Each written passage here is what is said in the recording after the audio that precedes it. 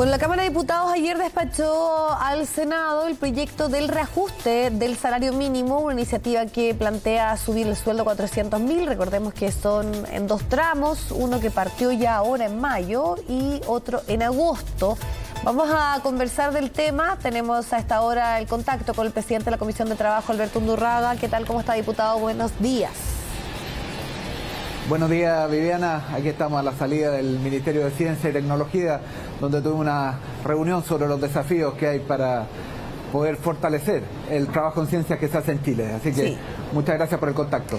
Tema fundamental e importante, pero queremos hablar en torno a lo que es el aumento del salario mínimo, que también esto contempla un apoyo a las pymes, que era uno de los argumentos que siempre estuvo de cómo poder efectivamente aquellos empleadores que tal vez no tienen la solvencia, no tienen la capacidad de poder hacer este aumento, que no dejen a sus trabajadores al margen. ¿Qué le parece lo que está ahora a puertas ya de aprobarse en el Senado y lo que se plantea también como desafío en torno a un proceso inflacionario complejo que está enfrentando nuestro país? Bueno, ayer aprobamos el reajuste del salario mínimo y que fuera con apoyo a las pymes. La verdad que llevábamos ya más de un mes reuniéndonos con la CUT, con otras centrales sindicales, con representantes de las pymes, para contribuir a un acuerdo que fuera con los trabajadores y con las pymes para después aprobarlo en el Congreso. Eso finalmente lo que hicimos es un aumento del salario mínimo que beneficia del orden de 1 millón de trabajadoras y trabajadores, que van dos tandas, una primera subida ahora en mayo, una segunda alza en agosto, pero además con la posibilidad de una tercera alza en función de la inflación en el mes de enero.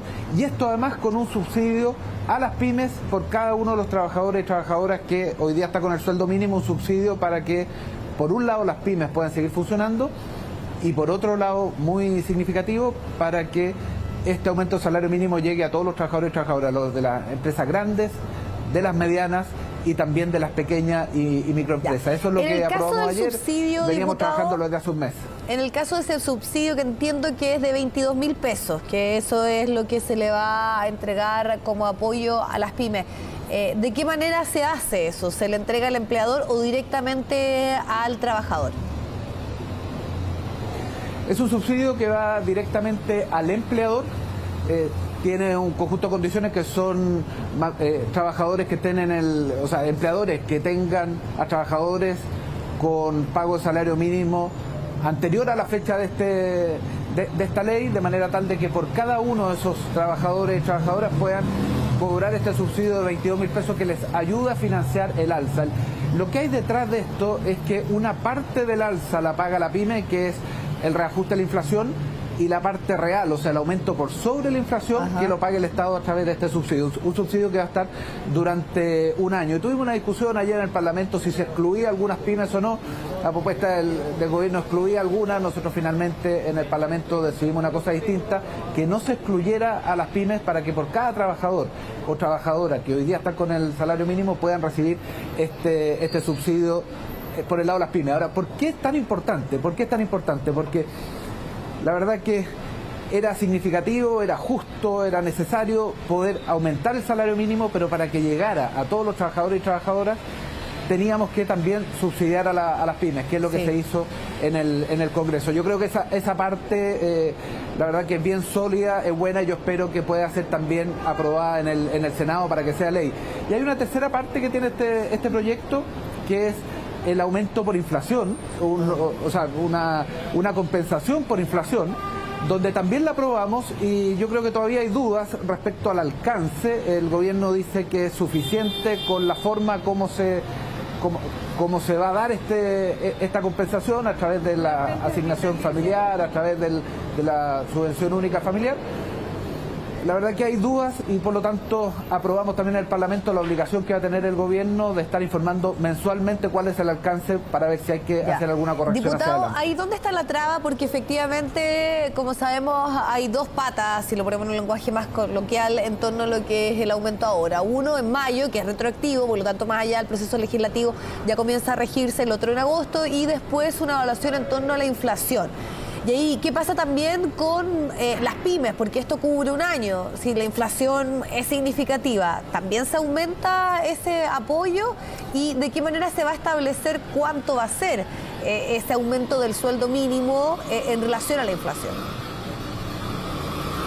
Bueno, tanto para el sueldo mínimo como para el apoyo a las pymes hay un ajuste por inflación si supera el 7%, ajuste que se haría en el mes de enero. En ambos casos es similar, ¿no? Y tiene lógica primero desde el punto de vista de los trabajadores y trabajadoras, porque aumenta el precio de la canasta familiar, bueno, que eso haya reflejado también en un aumento del salario. Y tiene lógica por la misma razón en que eso vaya con un aumento en el caso del subsidio a las pymes. Ahora, una cosa distinta a estas dos partes, que es aumento del salario mínimo y subsidio a las pymes, es la compensación que se va a hacer a las familias por el aumento de la canasta básica. Eso es algo distinto, eso es adicional a lo anterior, que va en el sentido correcto. Si la duda que nosotros planteamos en la Cámara de Diputados, y no teníamos atribuciones para hacer una indicación que lo resolviera, por eso no lo resolvimos completamente, pero la duda que planteamos es que el gobierno dice que es suficiente con el mecanismo, y con este mecanismo vamos a llegar al 40% más vulnerable de la población en todo el país. Nosotros tenemos dudas porque las cifras que entrega este mecanismo habla de 1.600.000 familias, en circunstancias que el registro social de hogares habla de 4.700.000 familias. El gobierno dice que hay duplicidad. Bueno, para resolver esta duda, el gobierno va a tener que informar todos los meses de cuáles son los subsidios que se entregan y cuáles son la cantidad de hogares. Y si hubiese alguna diferencia, naturalmente que vamos a tener que hacer otro proyecto para corregirlo. Diputado, también le quiero preguntar, porque acaba de salir en el día de hoy este informe que establece el INE en torno a la inflación y su impacto en los salarios, y en el fondo qué es lo que ocurre con los salarios de las personas asociados a la inflación. En el fondo, el índice de las remuneraciones reales descuenta la variación de la inflación, y ahí se registra un descenso de un 1,8 en el mes de marzo.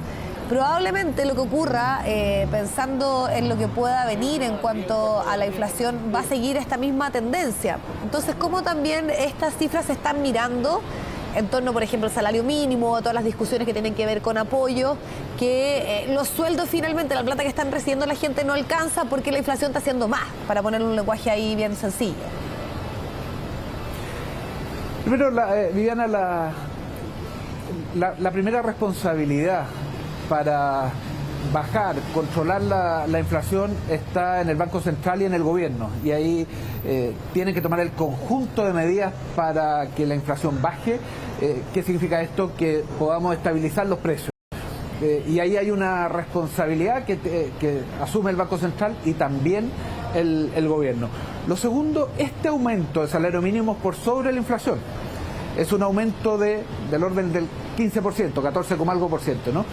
La inflación acumulada se calcula entre el 7 y el 9, sí, e incluso más.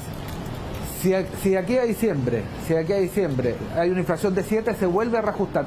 ¿Qué es lo que hay detrás de esto que aprobamos en el Parlamento? Es justamente que los salarios tengan un reajuste por inflación, justamente por el alza de los precios de la canasta básica. Sí, eso pensando tal vez en los sectores más vulnerables, ¿no? En torno a lo que significa que la vida esté más cara. Pero ¿qué ocurre con la proyección de tal vez los grupos más medios también, donde de repente no están todas estas bonos, todas estas ayudas, donde hay un dato real de cómo cae la capacidad que ellos tienen de poder financiar la vida si es que esta inflación sigue en esta misma tendencia? Bueno, claramente compartimos la preocupación, por eso decía inicialmente, Viviana, es el Banco Central y el gobierno los que tienen que tomar las medidas necesarias, tanto en política monetaria, el Banco Central, como en política fiscal, el gobierno, para reducir la inflación, para estabilizar los precios. Y esas son medidas económicas. Los gobiernos no solo se les evalúa por cuáles son las leyes que aprueban o por cómo van las encuestas de opinión respecto a temas específicos, sino que también por el funcionamiento de la economía. Y por lo tanto es el gobierno y el Banco Central en este caso quienes tienen la primera responsabilidad en poder controlar el alza de precios y por lo tanto bajar la inflación de manera tal de que los sectores vulnerables a quienes se les está dando este apoyo, pero también los sectores medios no sufran los problemas de la inflación. Diputado, le agradecemos la posibilidad de conversar. Es un tema preocupante, pensando en lo que estábamos agregando en la discusión, si bien hay buenas noticias en torno a lo que tiene que ver con el aumento del salario mínimo y que haya consenso y que rápidamente esto ya pueda aprobarse, pensando en esa última parte del trámite legislativo que falta. Diputado, le agradecemos su tiempo para hablar del tema. Muchas gracias a ustedes, muy buenos días.